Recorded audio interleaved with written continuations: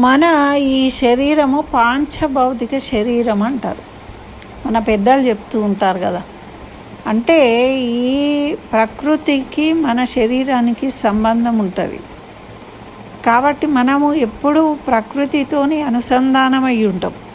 ప్రకృతిలో వచ్చే మార్పుల వల్ల మన శరీరంలో మార్పులు కలుగుతూ ఉంటాయి కదండి. వర్షాలు పడంగానే మనకు జలుబు చేయడము, ఎండలు రాగానే దాహం వేయడము, ఇలాంటి మార్పులు. అయితే మనము ఎప్పుడూ మన కోసం డబ్బు సంపాదించుకోవడము, ఖర్చు పెట్టుకోవడము, బుద్ధున్నాయి కొనుక్కొని తినడం మీదనే ధ్యాస పెడతాం. కానీ ఈ ప్రకృతి గురించి ఏం చేయాలన్న ఆలోచన మనం ఎన్నడూ చేయం. కానీ ఇతను చూడండి, ఈయన వారణాసి వాస్తవ్యుడు. ఈయన పేరు గోపాల్.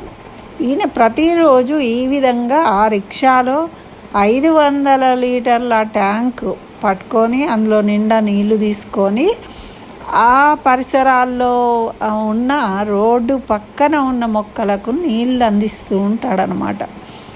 అయితే ఈ విధంగా ఒక్కరోజు కాదండి, ఈ విధంగా ఆయన 12 సంవత్సరాల నుండి రోజు చేసే దినచర్య ఆయనకు. మరి ఇతనికి ఏం అవసరం అండి ఈ మొక్కలకు నీళ్లు పోయడము? ఏమైనా కూరగాయల మొక్కలు ఇంట్లో పెట్టుకున్నా కానీ పైసలు వస్తాయి కదా అని మనలాంటి వాళ్ళు ఆలోచిస్తారు. కానీ అతను కాదు.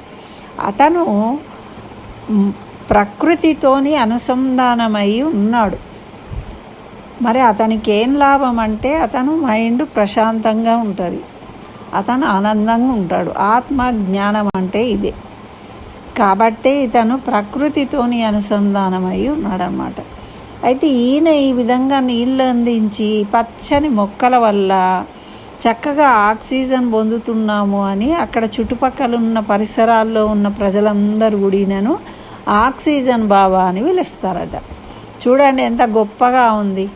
కాబట్టి ఎప్పటికైనా మనం కూడా ప్రకృతిని ప్రేమించాలి, ప్రకృతికి సహాయకారిగా జీవించాలి. అప్పుడే ఆనందంగా ఆరోగ్యంగా ఉంటాము. అందరం కూడా ఆ దిశలో ప్రయత్నం చేయాలని కోరుకుందాం.